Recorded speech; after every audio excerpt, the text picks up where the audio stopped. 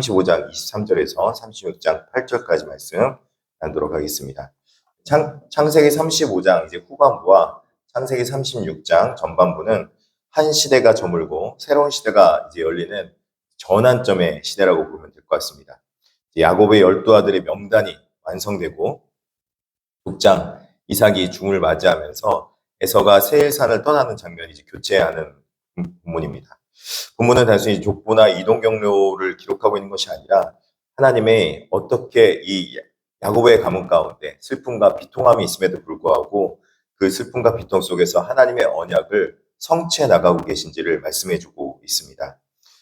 특별하게 35장에서는 야곱은 사랑하는 아내 라헬을 잃고 장자 르우벤이 타락하는 것을 보았으며 마침내 아버지 이삭이 죽음을 받는 것을 마주하게 되었습니다. 이삭이 나이가 많고 늙어 기운이 다음에 죽어 자기 얼제로 돌아갔다라고 29절에 말하고 있습니다. 지금 이때까지 이삭은 살아 있었던 거죠. 성경에 나오진 않지만 정말 오래 산 인물 중에 한 분이 아닌가 싶습니다. 굉장히 오래 산 이 이삭이 이제 인생이 마무리되니까 이제 새로 야곱의 마지막 가업인 그 12지파를 다 이제 분배하는 것을 볼 수 있다는 것이죠. 야곱은 개인의 애도나 분노에 집중하지 않고 그럼에도 불구하고 레아의 아들들 장자 루벤과 그 다음 시므온과 레위, 유다, 이스갈 그리고 스불론이요 이렇게 하면서 12아들들의 이름을 이제 담담히 기록하고 있는 걸 볼 수 있습니다. 오늘 이 본문의 서사는 개인의 슬픔에 머물러 있지 않습니다. 개인이 때로는 인생 가운데 어떤 아픔이나 어려움을 겪을 때가 있습니다. 그런데 하나님의 역사는 그 일들로 인해서 절대로 멈추지 않는다는 것입니다. 우리가 알아야 할 것은 우리의 하나님께서는 우리 이 땅 가운데 하나님의 뜻을 이룰 때 개인의 문제로 인해서 개인의 어떤 사고로 인하여서 자신의 역사를 멈춘 적이 없습니다. 그렇기 때문에 우리가 깨달아야 할 것은 우리가 이 땅 가운데 살아갈 때 때로는 어려움도 당하고 아픔도 겪고 슬픔도 겪지만 그 슬픔에 매몰되지 말아야 되고 또 그리고 슬픔 속에서도 하나님께서 우리를 들어서 사용하시고 일하시고 계신다는 그 한 차원 높은 차원의 하나님의 크신 계획을 바라보면 우리가 슬픔 가운데 또 때로는 어려움 가운데 좌절하고 낭망할 수 없게 된다는 것입니다. 아니, 좌절과 낭망을 할지라도 그것들 가운데 일어날 수 있게 된다는 것이죠. 왜 그렇습니까? 하나님께서는 우리의 슬픔을 오히려 역으로 바꿔서 그것을 기회로 삼으시고 또 하나님의 뜻을 이루는 방법으로 이끌어 가시는 분이기 때문에 그렇습니다. 야곱의 인생을 한번 바라보시기 바랍니다. 자신이 잘못해서 그 형 에서에게 속이고 아버지 이삭에게 속여가지고 그렇게 수많은 잘못을 했는데 그것마저도 하나님께서 삼촌 라반 집에 가서 결혼하게 만들 뿐만 아니라 삼촌 라반에게 속임당하고 거짓말 당했는데 그 속에서도 하나님께서는 자신의 역사를 멈추지 않고 야곱의 12아들을 다 나게 함으로 그의 이름이 야곱에서 이스라엘로 넘어오게 하지 않았습니까? 그리고 결국에는 형 에서와의 관계도 모든 것을 다 하나님 뜻대로 옮겨 놓으시고 하나님의 집 베델까지 인도해 주셨습니다. 저는 이걸 보면서 정말 우리 성도님들이 느끼고 많은 것을 생각할 수 있을 거라 생각해요. 내 인생에서는 이렇게 해야지. 내 인생에서는 절대 이런 일은 없어. 내 삶 가운데는 앞으로 이르는 절대로 없을 거야. 라고 생각했는데 우리 삶 속에 뜻하지 않은 일들이 벌어지고 그 뜻하지 않은 속에서 왜 내 마음대로 안 될까? 내 생각대로 안 될까? 그렇게 생각하고 있는 그 상황 속에서도 하나님은 자신의 뜻을 이루시고 자신의 언약 공동체를 성취하고 계셨다는 것입니다. 좌절하고 넘어지고 있는 것만이 상책은 아닌 것 같아요. 그리고 그 성공과 실패가 우리 가운데서는 막 우리 인생을 좌지우지하는 것 같지만 그것들이 우리 인생을 완벽하게 다 좌지우지하지 않는다는 거예요. 우리가 때로는 인생 가운데 살아갈 때 어려운 일이 있습니다. 내 마음대로 내 뜻대로 안 되는 일이 있습니다. 그럼에도 불구하고 하나님의 뜻은 반드시 이루어질 줄 믿습니다. 하나님의 뜻 가운데 붙들리면 넘어진 곳에서도요 반드시 일어나고 그것마저도 하나님께서 오히려 하나님의 선하신 뜻으로 인도해주는 좋은 기회가 될 줄 믿습니다. 그래서 저는 이 땅 가운데 우리 자손들뿐만 아니라 우리도 성공이 아니라 하나님의 뜻을 선택하는 그 길을 걸어갔으면 좋겠습니다. 이제 야곱의 중심의 구속사가 본격적으로 시작되기 전에 먼저 에서의 족보가 나옵니다. 창세기에 톨레도 들어가는 모든 족보들은 대부분의 본 역사를 다루기 전에 사이드 역사, 그러니까는 비껴나가는 족보를 먼저 이렇게 기록하고 있거든요. 대부분의 모든 족보들이 그렇습니다. 노아의 그 후손들 이야기를 먼저 나오기 전에 그 엇나간 자손들 이야기를 먼저 하듯이 지금 오늘 본문도 에서 자손의 이야기를 먼저 나누고 있습니다. 36장 1절서부터 시작하는 거죠. 에서 곧 에돔의 조건이 이러하니라 이렇게 말하고 있는데 이 서사를 읽다 보면은 어떻게 보면은 에서 가문이 하나님의 약속의 가문이 야곱보다 더 잘 돼가는 것처럼 보여요. 그리고 더 번성하는 것처럼 보이고요.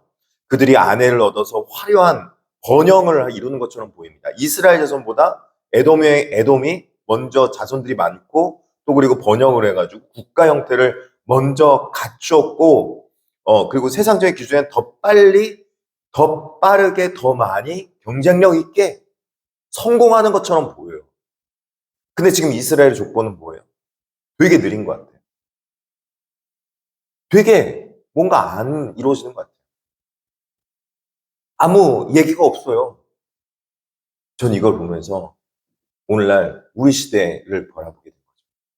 여러분, 예수 안 믿어도요, 더 많이, 더 빨리, 그리고 더 경쟁력 있게 살아가는 사람도 얼마나 많은 줄 알아요. 보면은 우리 애들은 약간 좀 이렇게 손해보는 것 같고, 주일날 공부 안 하고 이제 교회 와 있고, 그러다 보니까는 약간 좀 쟤들 잘 세상 가운데 살아갈 수 있을까? 속된 말로 이제 좀 약간 삐리해 보이기도 하고, 그런 생각도 겪기도 하고, 그런 생각도 가져요. 근데요, 느린 것 같으나, 조금 더딘 것 같으나, 하나님과 동행하는 그 가운데 하나님께서 그를 들어서 마지막에는 결국 하나님의 뜻 가운데 올려놓으시더라고요. 할렐루야. 속도에 초점을 맞추지 말고 방향에 초점을 맞추면 하나님의 뜻을 바라보고 하나님의 뜻이 우리 가운데 이루어진 것을 볼 수 있을 줄 믿습니다. 방향이 중요한 거예요. 하나님이 원하시고 하나님 뜻하신 방향이 있는가? 부르심의 방향 가운데 있는가? 아니면 하나님의 뜻과 좀 엇나가서 지그재그로 가든가. 그러면은 이제 빠른 것 같으나 세상의 성공은 얻은 것 같으나 결국에는 하나님의 역사 안에서 조금씩 뒤로 물러나는 걸 보게 된다는 거죠. 에돔은 번영을 했지만 그 조금씩 하나님의 약속의 언약에서 이제 벗어나가게 되고 이제 분리되어서 완전히 하나님의 그 족보의 이야기에 없어지고 나중에 가서는 이제 에돔 족속이 나오는데 에돔 족속은 가나안 족속을 그렇게 괴롭히는 인물로 이제 민족으로 나오게 됩니다. 에서는 가나안에서 얻은 모든 소유를 가지고 이제 야곱을 떠났죠. 36장 6절에 보면은 에서가 자기 가나안 땅에서 모은 모든 재물을 이끌고 그의 동생 야곱을 떠났다 그렇게 말하고 있습니다.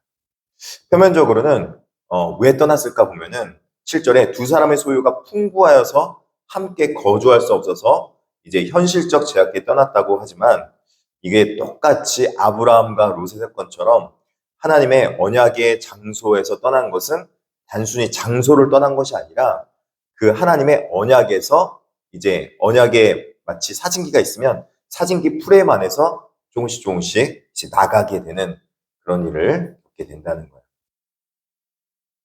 하나님 앞에 어떤 소유와 어떤 가치관을 가지고 있는가 똑같이 믿음 생활하는 것 같고 똑같이 가는 것 같지만 하나님의 언약 중심으로 살아가는 백성들은 반드시 하나님께서 중간중간에 하나님께서 들어서 사용하시고 그를 통해서 하나님의 역사를 기적처럼 이끌어 가십니다. 마지막에 결말이 좋은 것이 바로 신앙의 핵심입니다. 내가 지금은 조금 어렵고 힘들지라도 마지막 결말은 하나님께서 정말로 창대하게 해주시고 또 붙들어 줄 줄 믿습니다. 바로 언약이 바로 그거 아닙니까? 언약. 왜 하나님께서 복을 주실 때 언약 백성이라고 그러고 언약의 약속의 말씀을 주셨습니까? 왜 그러냐면 하나님께서 지금 당장 줄 게 아니라 앞으로 줄게 라고 언약을 해줌으로 인해서 그 언약 가운데, 과정 가운데 하나님이 역사하시고 살아계시고 하나님이 도우시고 하나님이 그와 함께 하심을 그 사람이 겪게 하고 경험케 하고 믿음을 가질 수 있도록 해줄 뿐만 아니라 그 믿음을 통해서 하나님의 살아계심을 바라보면서 많은 사람들이 저 사람은 정말 하나님과 동행하고 있구나 하는 것을 그 사람을 통해서 하나님 영광 드러내기 위해서 하나님께서 언약으로 약속으로 보증해 주신다는 겁니다. 복을 주신다는 것입니다. 그것은요, 믿음의 복이에요. 여러분, 믿고 구원받으면요, 단순하게 우리가 구원받았다라고 끝나는 것이 아니라 구원의 과정 서사 가운데 하나님 말씀대로 쭉 살아가다 보면은 일확천금의 복은 막 갑자기 떨어지진 않을지라도 하나님이 반드시 선하게 이끄시고 그 마지막 말씀대로 살아가면 복이 있게 되더라고요. 왜냐하면 그 복된 길로 가니까 마지막에 복된 길로 갈 수밖에 없는 거예요. 우리는 이 창세기 족장 서사를 통해서 우리에게 분명한 영적 방향, 지향점을 깨닫게 합니다. 성도의 삶은 개인의 희로애락을 뛰어넘어야 합니다. 때로는 아픔도 있고, 때로는 슬픔도 있고, 때로는 너무 기뻐서 정말 뛸 듯한 마음도 있고, 그 모든 희로애락이 있는데요. 그 모든 것들 가운데 그것들로 인해서 우리가 올라갔다, 내려갔다 좌지우지 되면요. 우리 인생은요. 갈피 없이 방향성 없이 나가는 정처 없이 떠도는 그 표류하는 배와 같은 존재가 됩니다. 그러나 하나님 안에 있으면 하나님 안에서 어떤 상황 가운데서 희로애락 가운데 있을지라도 꾸준하게 평탄하게 구속사의 역사 가운데 편입되어서 하나님의 약속의 언약의 복됨을 결국 마지막에 이루실 하나님의 구원의 복을 누리게 될 줄 믿습니다. 구원은 우리가 지금 누리고 있지만 완전히 다 이룬 건 아닙니다. 너희 구원을 이루라. 약속했던 그 하나님의 약속의 말씀처럼 우리 구원이 미래의 약속도 있음을 깨달아 알고 미래의 약속도 바라보며 믿음으로 살아내는 저와 여러분들을 진심으로 축복합니다. 기도하겠습니다. 하나님 아버지 감사합니다. 야곱 한 사람의 슬픔과 상실 속에서도 이스라엘 12지파를 세우시며 구속의 역사를 주관하시고 이루어주셨던 하나님처럼 오늘 우리 눈에 보기에는 성공과 풍요와 또 그리고 우리의 잘됨이 우리 눈앞에 바로 보이진 않을지라도 그럼에도 불구하고 하나님의 말씀대로 하나님의 언약 백성의 참된 백성답게 살아갈 때 하나님께서 거룩하게 우리를 인도하시며 마지막에 결국에는 구원의 성취와 약속을 이뤄내실 것을 우리가 눈으로 목도하며 또 삶으로 증명하게 하여 주시옵소서. 하나님의 선하신 약속이 반드시 우리 삶 속에 있을 걸 믿습니다.